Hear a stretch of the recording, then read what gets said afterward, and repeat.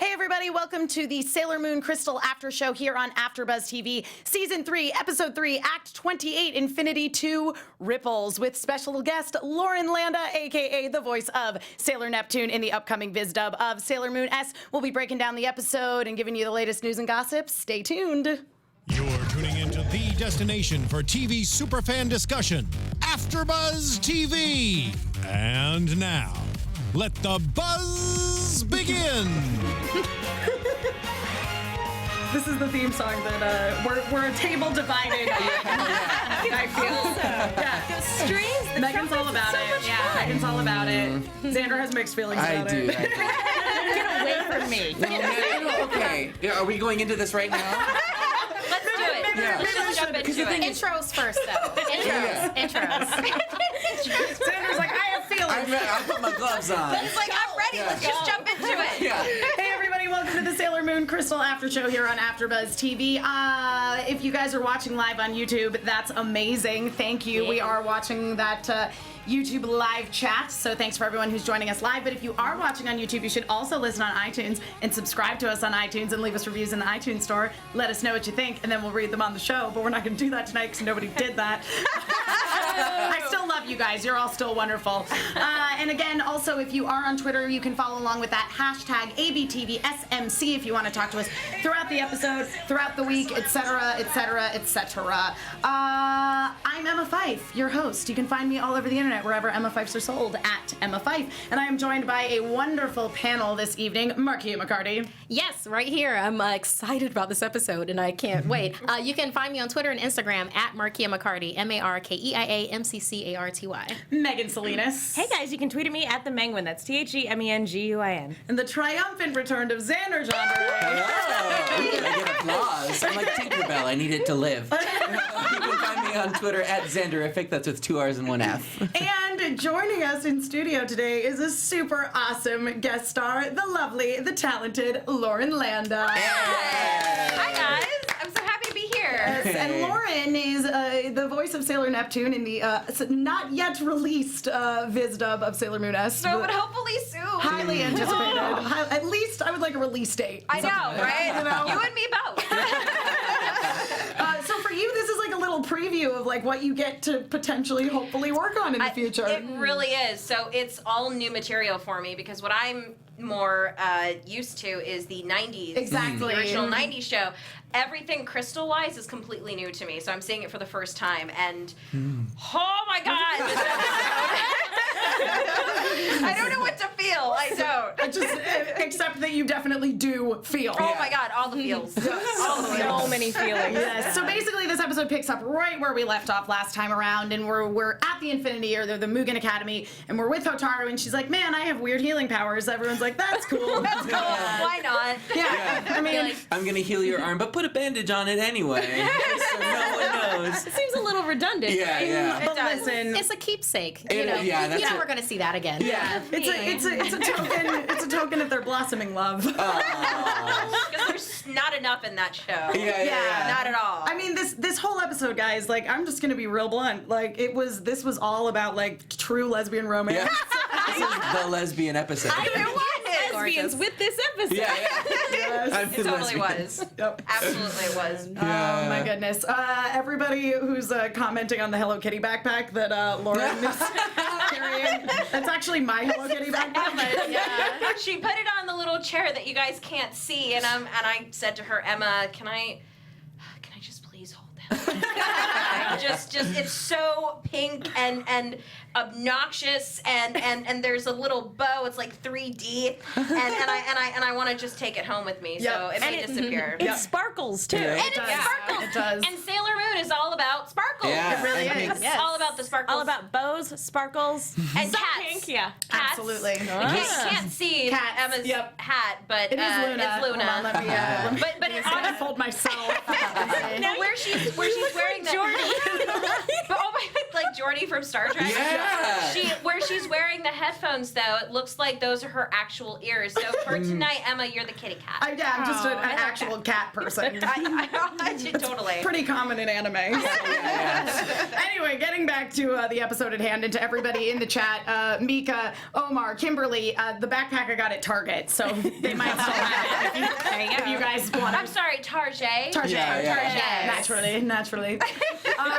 Yes. So basically, in the premise of the episode, okay, so we saw there were these two other girls in the last episode, and oh man, they totally looked like they were Sailor Guardians, but we all go back to the command center, and they're like, listen, they're suspicious. Those girls that look exactly like them are suspicious. Yeah.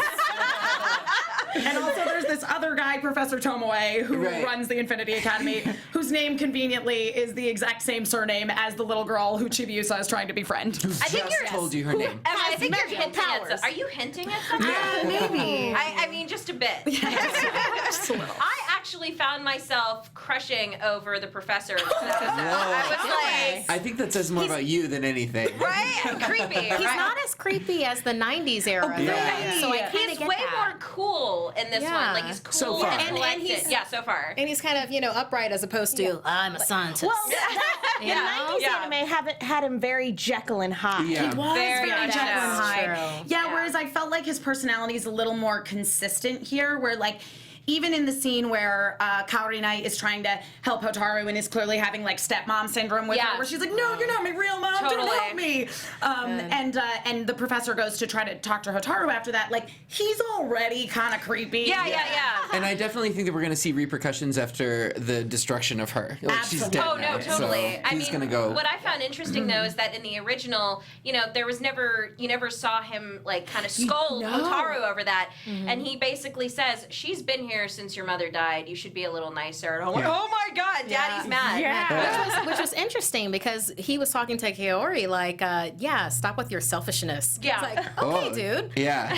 You're on your side. Yeah, he Got it. totally Pretty was. much. Well, and it was interesting too because you sort of see how like Kaori Knight like is sort of she's trying to manipulate everybody totally, yeah. in a way that I think she was a little more straightforward in the 90s anime where she's like, yes, I'm the evil stepmom, but like Right. here like she's clearly in charge of the Witches 5, and also when Professor Tomoe confronts her being like, oh, Hotaru really should be nicer to you, she's like, I don't mind. Yeah. I don't care. She's just there for the professor. You know, she's there for the professor. Yeah. Well, she just likes power. Yeah. If she could get power without the professor, she would totally do it. Well, and You know she would. clearly is the one who's like directly connected to Pharaoh 90 at this Yeah. point. Right. Like, we're not sure if the professor is at all connected to Pharaoh 90 Or just a pawn. or to the Tyron crystal. I think it's a safe assumption just based on the symbol that appeared when she's talking to, like, I guess she's trying she's to speaking summon to Pharaoh 90? Yeah. Yeah, there was a symbol, and that's the same symbol that's on his eye. Yeah. So if he's not connected to Pharaoh 90, maybe like being controlled Yeah, by that's Pharaoh what I would 90. think. Maybe it's a It's- possession type Yeah. of thing. Oh, it's total. It's Or total. maybe it's just a branding Yeah. thing. Yeah. Just Just a like branding bring that thing. Well, I've always said that this season, or what the original 90s season was, I've always said, to me, that's the darkest season of them all. Yeah. It 100% is. Because it's basically about a little girl who's being possessed by an evil entity, and it's like sparkles. Yeah. And like scouts die. Exactly. And, like, it's Yeah. intense. Yeah, I mean, tone-wise, in terms of the 90s anime, like, this was the closest to, because this is a very dark and serious storyline in the Right. manga as well, and in general, the manga tends to be quite a bit darker than the original 90s anime series, but even the classic, like, definitely, like, Totally. really stuck to those dark tones. Yeah. And so it's nice to see that, very present in Crystal as well, and not surprising either. Yeah. In the chat, a lot of people have brought up. I'm trying to credit to the correct people. Kimberly and Mika. And who else? They were all talking about basically how they really enjoyed the fact that like Usagi in Crystal is a little more like with it. She's We were competent. just talking about that. Yeah. Yeah, totally. Yeah, like it's fun. Well, it was kind of like a double hit for her. She goes from seeing Sailor Neptune. You don't know she's Sailor Neptune. She's Sailor Neptune. Yeah, where she's like, oh, this really attractive. Oh, she's handing an envelope to my boo. Accomplished violinist and world-class swimmer and just all-around beautiful person. Pretty much exactly what I want to be when I grow up. Like, she's my inspiration. And I love that Mamoru Mamoru totally calls her out on it too when they're like having that conversation about how Professor Tomoe is not respected in academia because they're like, you're creating like sorcerers. These are not normal people. There's like witchcraft involved here. And he's like, you're one of those sorcerers, yeah, aren't because you? you're literally good at everything. Perfect. Yeah. Actually, it's funny because when I got the audition for Sailor Neptune, the description, in case I didn't know what it was she's basically the perfect woman, and I'm like, I can totally audition. I would love to play the perfect woman. Yeah. But it's funny going back to that too, because I feel like in Crystal and maybe in the manga too, is that Usagi is the only one that's really gotten development, and so it's good to see that pay off in that she has grown as a person. And we are in this in season 3, we are seeing the backstory of the scouts that we've grown to know, and that we were plugging in our heads. I was gonna say, and it's interesting for me too, as somebody who like read all of the manga, like watching the first couple seasons of Crystal, I was like, oh no, but I kind of came to realize that it was like I was thinking of all these future acts of the manga that we're now seeing animated in Crystal, going, what are people talking about? They're not getting any character development. In my brain, they're fully developed characters. Right. Because I've been living with these characters in my life for, X amount of years. Undisclosed. Undisclosed amount of time. That's what I always say, X amount of years. All I can think of though is that it was the shell shock of seeing Mamoru-chan with that, which is why she just had like diarrhea of the mouth when in the arcade. It was just like, you're a Sailor Guardian, right? It's like, that actually, I really love that scene because when she says, you're a Sailor Guardian, and immediately Haruka's like, what's that? Like, oh my God, she's so cool. Yeah. She's so cool. She plays it so cool. And I'm just like, you're my waifu. Yeah. It's like both of them are like counterparts of the perfect wife. It's like they are our perfect mate. Absolutely. Perfect mate. Oh, totally. And I want to know why she was dressed sort of like Tuxedo Mask. That's in the manga too. What? And said Bunhead-chan. I know. But what is the explanation behind that? I mean, in my brain, what happened was because, as we all know, in the manga and in Sailor Moon Crystal, like Mamoru does not magically transform into Tuxedo Mask. He just has tuxedos and masks laying around his apartment. So in my brain, like Haruka like snuck into his apartment and was like, ha ha ha, I'm gonna take it. I'm gonna flirt with your girlfriend and wear your stuff and wear it better than you. 100%. But you'll never see those again. Like she never wears that outfit again. I know, but that's why I was curious, because you see them both and you see Neptune as Neptune, and then you look and you say, okay, it's Uranus / Tuxedo Mask. Like Tuxedo Uranus? Yeah, Tuxedo Uranus. Yeah, and it's very interesting. But I know that in that shot of them flying away, you see the cape. And I'm like, what? Well, and also, we talked about this last week. They can fly. Why can they fly? Because they're cool. It's like Hidden Tiger, Crouching Tiger, Hidden Dragon? Yeah. They're like, totally, they don't even have to use the leaves on the trees. They Use the wind. They just fly, man. Can someone explain to me, though, what was that interaction between, I cannot say Sailor Uranus, what was Haruka and Haruka. What was that interaction between her and Usagi where she's like, oh, you like fighting games? And then like the rest of the Sailor Guardians came behind her and were like, hey, leave her alone. Yeah. What was going on with there? Because I thought they were just talking about video games, but I think where that came from is that, Usagi actually asks her, are you a Sailor Guardian? And from that, I think Haruka was just basically playing it cool, like, oh, you must be into fighting games or it's something. Like a code word for like, what they're talking about. Because it comes up later on, too, like fighting games are dangerous. And also, they had literally just had a meeting about the four suspicious Right, yeah. And she's Haruka chatting. was one of them. And again, it comes back to that, again, sort of like circling back to Usagi being more savvy. Like, it is very clear that Usagi, like, she knows that Haruka is Sailor Uranus. And Haruka knows that Usagi is Sailor Moon. Like, just fundamentally they know because they, like, have that past connection. Right. Also, they look nothing alike. It was the mask and the cape. Just totally threw her off. That was also a payoff in that scene is it had come just after Sailor Chibiusa had gone to Hotaru and was like, hey, we're the Sailor Guardians. And Sailor was like, don't say that. Why would you say that? And then she does the same thing. Yeah. Listen, it's all about the power of your lesbian crush. It just makes you say say stuff. Jade M in the chat wants to know what we thought about, since we brought up Hotaru, about the Hotaru Chibiusa interaction in this episode.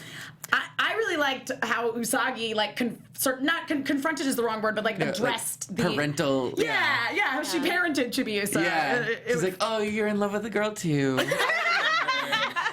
But the thing is, what I thought was weird is that in like an inner monologue that Usagi was having, she clarified that Hotaru was like older.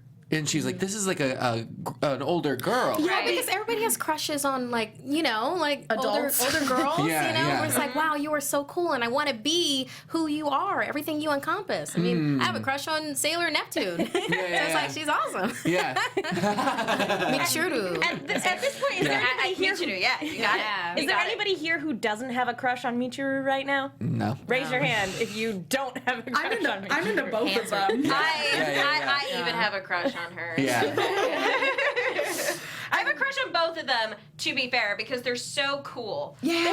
Like, they were the popular kids in school that you look up to and you think, oh, they're so popular. I want to be just like them. Yeah, also, like, this, when you're looking at it, and they address their ages in this, and they're like, oh, Sailor Mars is turning 15. Like, oh, they're so young. They're little babies. But to see, like, this romantic relationship and to see it work well is kind of like goals for everybody. Relationship Absolutely. goals. Yeah. No, I honestly, I think they really just are perfect together. Yeah. They play off each other so well, and Yeah. I think they're an excellent pair, and they balance each other out. Yeah. If one of them is upset, the other one would say, calm down, it's Yeah, okay. yeah. And the other one would say, you're right, baby, I'll listen to you. And I feel like we definitely see some of that in the conversation that the two of them have. Oh, that scene. Where Haruka's just like chilling with her open Oh shirt. my God. Yeah. That is probably, Like, I mean, again, in the 90s. back hug. Yeah, the back hug. Back hug. Oh, irresistible back hug. Yes. I mean, it's in the original show, you don't really see a lot. I mean, you see the scene where they're holding each other's hands, and they say affectionate things to each other. Which is weird because they're cousins. Kissing cousins. I'm giving Xander a dirty look right now because that has nothing to do with what we're talking about, Xander. No, but there's that scene, and then they say affectionate things to each other.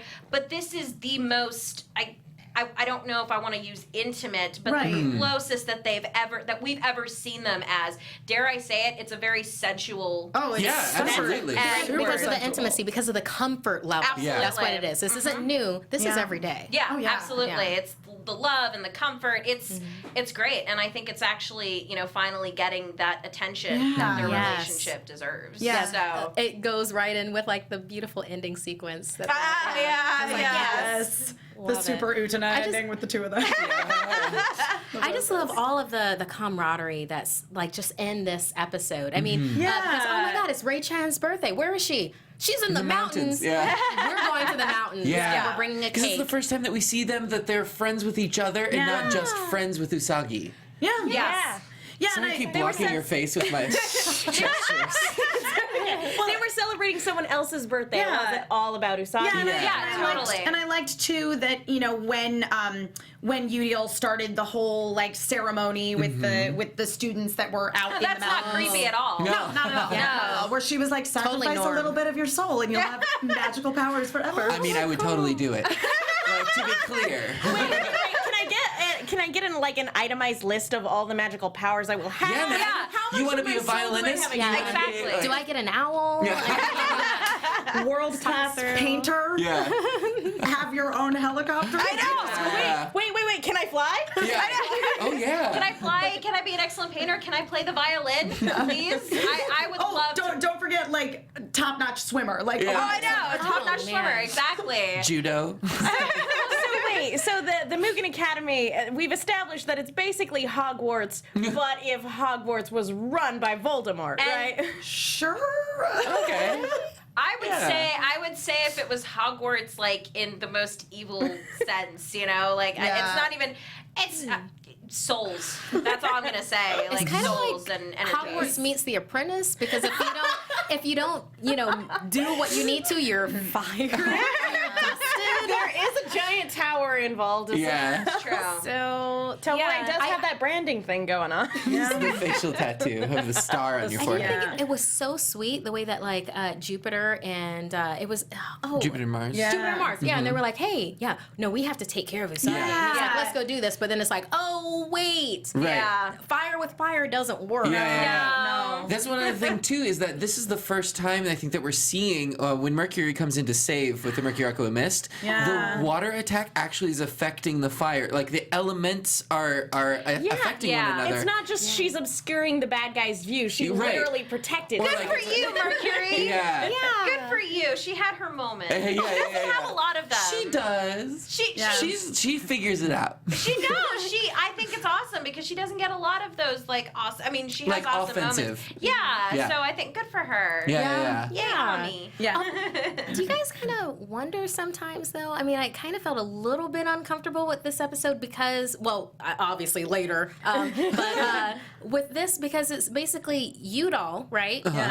But she's being teamed up on with like there were 3 attacks that happened, and she's like one person, and then I realized that a whole lot of the fights are, the Sailor Guardians basically teaming up on a person. Yeah. Like 5 against 1. To be fair, all of her fellow witches Were there. watching Yeah. and It's true. refused They didn't do to anything. help. It is. Because it's all about process of elimination. Yeah. Yeah. And with the Witches 5, it's all about that. It's okay. Well, this person's eventually gonna be Because you of know. the levels. And the You know, 90s yeah. anime, like, there was so much backstabbing. Amongst the Right. witches Oh, five. the Witches 5 were not murdered by the Sailor Scouts. They murdered each murdered other. each other. Exactly. Yeah. Yeah. Oh yeah. Dude. And like Pretty I think much. we had seen this in the earlier versions of Crystal too, because I think their intention in the 90s anime was that Sailor Moon and the Sailor Scouts don't really murder people. Like her attacks heal them or change them back to the innocent version of Yeah, themselves. or something absolutely. like that. Yeah, you're back right. into a toaster. They get Yeah. purified.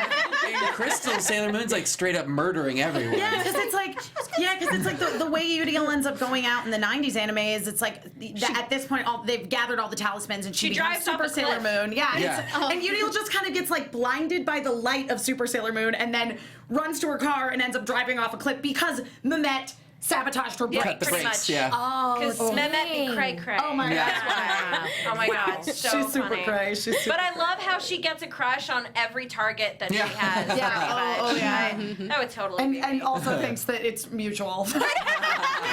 I will say that, and somebody mentioned this in the YouTube comments last week, that, one of the biggest differences with Crystal, which is following the manga very, very closely, is a lot of these characters who we think of as the secondary villains who have who have a little more backstory, sort of, or just have like a few more episodes It's to more live. drawn out. Really, it's more drawn Yeah. out. Yeah. Like people, because they also like control Yoma or droids or Daimon. So like people think of them as being these secondary villains, but like they were the monster of the week Right. in the 90s anime. They were, yeah. They're in the In the manga. manga rather, and so that's sense. what they are in Crystal. Like Udall doesn't make it to the end of this episode. again, Yeah, pretty much. If you haven't read the manga, that might be a little jarring. Yeah. Absolutely. Oh, it was for me because I'm used to the original 90s show when I first saw Crystal and the fact that we get to the Black Moon Clan in like Yeah. 6 episodes or 7 of I'm like No ice cream shop.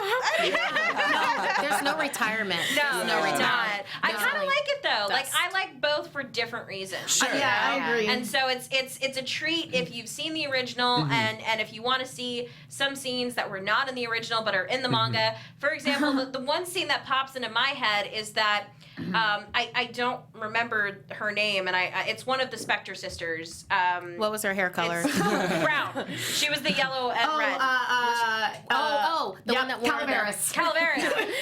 Before she's about to go and fight the Sailor Guardians, Rubius comes up to her and kisses her on the shoulder, and I'm like, what? Yeah. When did that happen? Because that He's so happens in the manipulative. manga, but in the original 90s it doesn't happen. No, so. he was there like an abusive always- jerk. Yeah, exactly. And yet they're all fighting over him. Yeah, I don't like it. I don't like it. It was like a reverse Minnesota. yeah, pretty much.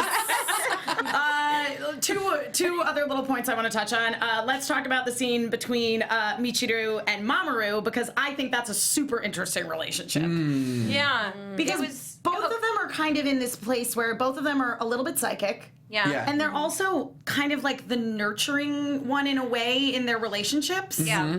Yeah, it's very interesting because they both have the ability to sense when, like, again, she's trying to summon Pharaoh 90. Oh, and Yeah. And they both are like, whoa, something weird just happened. Yeah. So they're both sensitive to that sort of thing. Right. Well, he's always been kind of the Lois Lane. Like, there's something wrong here. Right. And I'm going to find it out. Yeah. What a scoop. I'm going to have to be saved. Or I'll save someone this time. Yeah. And obviously she, I went all Sean Connery on you guys. Obviously she senses something about Mamoru because she's like, hey, here's a ticket, like tickets to my concert. And you can bring someone else,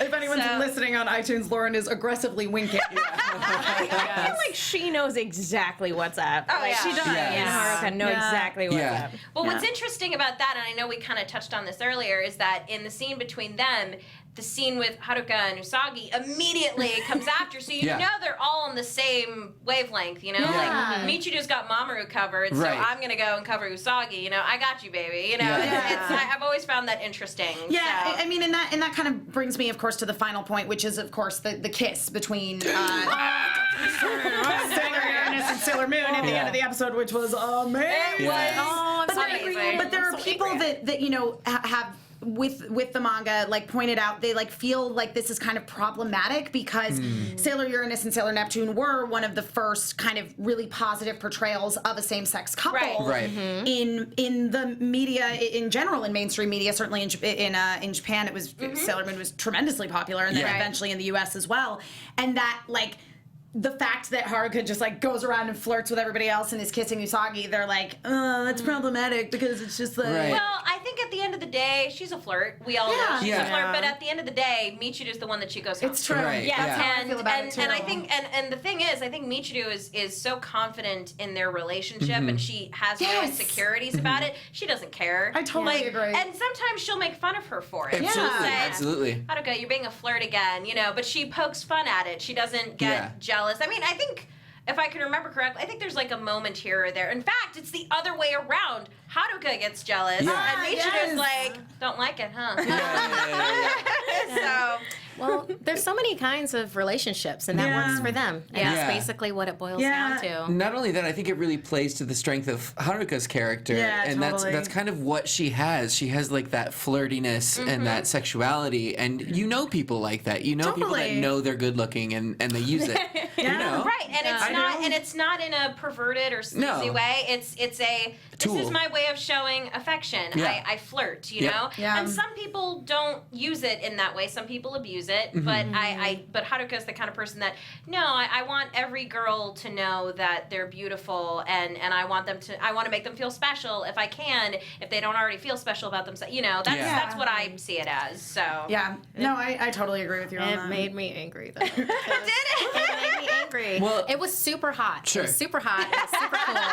But do you think it was like lacking consent type of thing? Yes. Yes. You know, why is everybody trying to like snog Usagi all the time? She doesn't know what's going on. To be fair, in the promo for the next episode, she's like, "Oh, I kissed somebody else. The only person I've ever kissed is Momo-chan." Right. And I was like, pretty sure Diamond tried, Prince totally definitely made out with you. I think But also without consent. But I think the difference there is that he kissed her without, like, she didn't feel anything. I think where the issue comes in is that she kissed back to Uranus and is like, I felt something. Maybe she kisses in the next episode, because then it seemed Actual like Haruka. Yeah, because it seemed like she was in her Mugen. Mugen outfit, and they were totally sucking. So I think she went after the kiss there. So then it's like, oh, what's happening? She went back. Oh my God. What's her name? Chibiusa. She's gonna start to fade away. Back to the future, Marty McCarty. She'll be playing a little ukulele. That's amazing. Oh, that is too funny. She's got to make sure that they get back together at the dance. The under the moon. Under the under the moon. Oh my God, that's so funny. Yep. But yeah, that kiss. People have already made gifs of it. Oh, yeah. Really? Yeah. Oh yeah, it's all over the internet. 100%. I need rightfully to find that GIF just to hold on to it. Just to hold on to it. It is interesting though that earlier in the episode, the other Guardians were making a point of like, we should go and take care of this before Usagi does. And then by the time we get to the end of the episode, it's Usagi who's running off without them. Yeah. Oh yeah.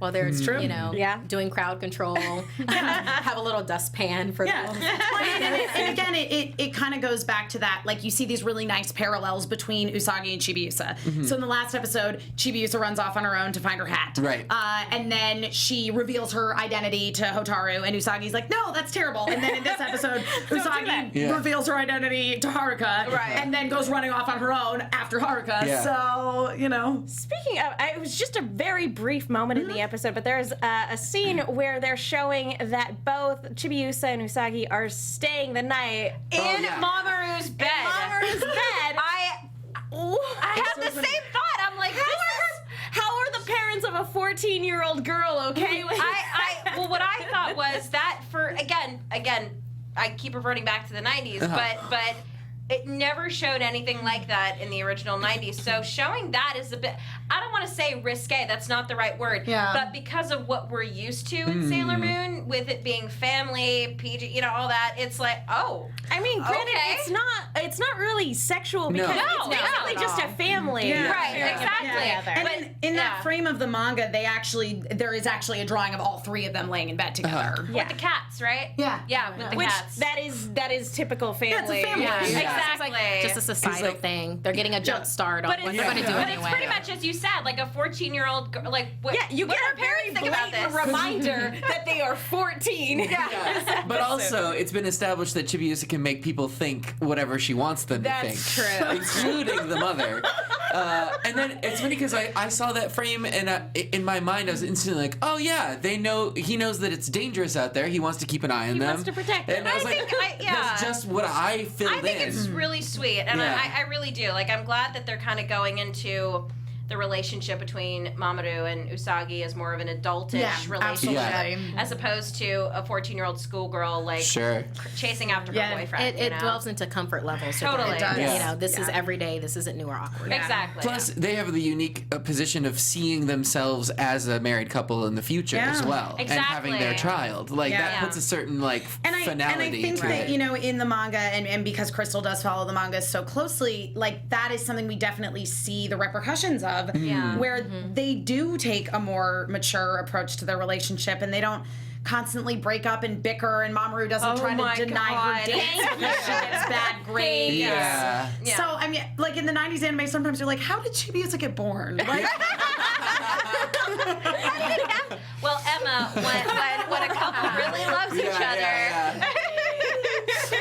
Any other points you guys want to touch on before we dive into a little bit of news and gossip? Yes, I do. Yes. I do. The theme song. Oh, the opening theme song. Xander wanted to talk about that. Yes. Okay. Well, here's the thing. It's like I don't have a problem with the song per se, but I don't think it gives the same feeling as Moon Pride. Moon Pride, because Moon Pride came on, and even from episode 1, it was rocking. It was girl power. It was like we don't need no man. Like, this is in the lyrics. It was the guitarist from Attack on Titan. Yeah. And so, and then with From this Winter, one, is it really? Yeah. And this one, it kind of went a step backwards, and it's a little bit more sweet and like girly, and I'm like, I could see it more as an ending song. Exactly. I've said that. Rather than an opening song. That's because exactly I am all about, like as you said, like powerful, like opening themes. They're like fighting. Yeah. Shooting beams of exactly. elements. Like, something that gets you pumped up pretty much for the new episode. And that's my opinion on it. Yeah. It's a beautiful it's a beautiful song. Right, like, right. beautiful song. You but know what? Excellent point. Go ahead. Go ahead. No, I'm done. Go ahead. I think what it is that musically, I like this one better. I like all the music, but lyrically, Moon Pride is better. Yeah. Sure. Okay. So I think that's where, because I'll be honest, I forget to look at the subtitles sometimes, and I just get lost in the sound of the music. And I like the sound of this one better. Yeah. Okay. That makes The sense. lyrics are like profound. It's a little too deep. Yeah, it's really deep and a little heartbreaking. Yeah. Yes. Moon Pride is a little bit happier. Yeah. I mean, Moon, as we say, it's like the ultimate like girl power anthem. Yeah. And with that being said, let's get into a little bit of news and gossip. Uh-oh. Yay. Well, first of all, really importantly, Sailor Moon Drops is now available in the App Store for iOS and Android.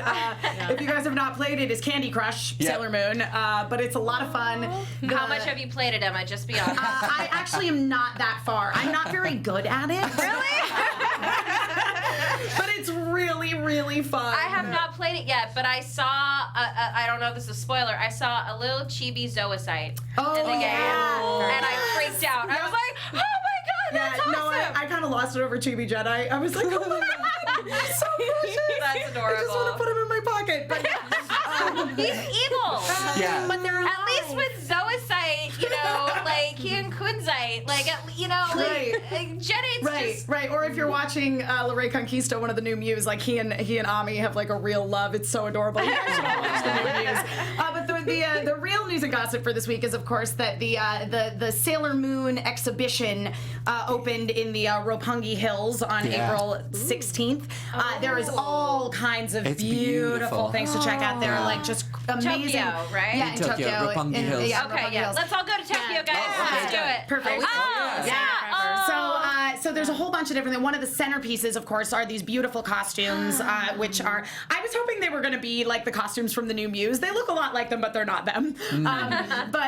So basically, these are the costumes, mock-up costumes of a Neo Queen Serenity and King Endymion in his lavender suit. I love that suit. Thank you very much. Worn so beautifully. A man pulls off lavender so well. Worn so beautifully by Yuga Yamato as Mamoru in Sailor Moon Petite Étrangère. But the Neo Queen Serenity You're such dress. a nerd. I love it. But the Neo Queen Serenity dress has like tons of little Swarovski crystals embroidered into it. It's just incredible. But there's all kinds of like artwork that like super rare paintings that Naoko Takeuchi did, and the old Sailor Moon merchandise. And is the cafe food a part of it? The cafe food is part of it as well. So that burger we reported on. The burger that looks like the crystal? Yep. Oh my god, I want to try that so bad. Yeah, so it's open until I believe July 19th. So you got time to get over to Tokyo. Yeah, I got some time. Somebody fund our trip to Tokyo. And we'll be happy to give you a full report. So that is it for news and gossip, and I think that's gonna basically wrap it up for our show this evening. So thank you, Miss Lauren, so much for joining having me, guys. Now, are you working on anything that you're allowed to tell us about, or anything you want to promote? You're in Street Fighter V. Yes, Street Fighter V is probably the most recent thing that I can talk about. I am the new voice of new voice. I keep getting the new voice of Sailor. Anyway, You're the new voice. voice of Karin Kanzuki in Street Fighter V. I'm trying to think of what else, but I got some new projects coming up that hopefully will be out either this year or next year. I'm not sure when, but when I can talk about them, I will. It'll be awesome. And we're all anxiously awaiting that Sailor Moon S release date. Viz, get it together. Xander, where can people find you? You can find me on Twitter at Xanderific, or follow my nerd parody band, The Library Box. With our special friend Bonnie Gordon, who is also a Street Fighter castmate. Yep, she's Rainbow Mika. Rainbow Mika, oh yeah. So fantastic. Megan Salinas. You guys can tweet at me at the Menguin. That's TheMengun. Instagram is the same thing. I also am on a bunch of shows here at AfterBuzz, and I write articles for the Movie Chick. That's Chick with 2 Ks. Be sure to check those out. I poured my heart and soul into an article about the Ghost in the Shell casting. Go check that out and let me know what you think. Markeia McCarty. You can find me at Markeia McCarty, MarkeiaMccarty. I can spell my name. You did it. I can spell my name. Twitter and Instagram. If you like live comedy this Saturday, and you also like wrestling, or you just like improv in general, this Saturday at iOS at 8 p.m. I'll be part of Del Close Fist. This is the same show that played at the last 2 WrestleManias, where we had wrestlers do monologues, and we do improv scenes inspired by those monologues. That is What an interesting combo. It's fantastic. It's like Armando style for those that know improv. That's totally cool. So we have Scorpio Sky, we have Christian Cole there for the Saturday. Super fun guys. Super fun guys. But and that's at iOS in Hollywood, so come see us. And I'm Emma Fyffe. You can find me all over the internet wherever Emma Fyffes are sold at Emma Fyffe, which is my name. You can find me on a bunch of shows here at AfterBuzz. I tweet all the time. Like, I really tweet too much. But also, if you guys like Sailor Moon, which you probably do because you're watching the show, you should totally check out my other Sailor Moon podcast. It's called Love and Justice, a serious Sailor Moon podcast. You can find us in the iTunes store and also on Twitter at LNJPod. So that's letter L as in love, letter N as in Nancy, J, Justice, Pod, first part of podcast. And we really get into the nitty gritty, breaking down all the various versions of Sailor Moon, and it's a whole lot of fun. So and I promise I will be on it at some point. I know. It's gonna happen.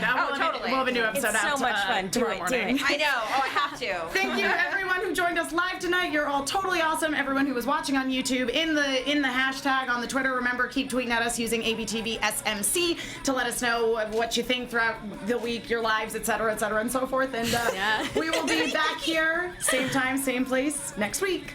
Bye. Bye, guys. From executive producers Maria Menounos, Kevin Undergaro, Phil Svitek, and the entire AfterBuzz TV staff, we would like to thank you for listening to the AfterBuzz TV network. To watch or listen to other after shows and post comments or questions, be sure to visit AfterBuzzTV.com. I'm Sir Richard Wentworth, and this has been a presentation of AfterBuzz TV. In the name of the moon, I'll punch you. The views expressed herein are those of the hosts only and do not necessarily reflect the views of AfterBuzz TV or its owners or principals.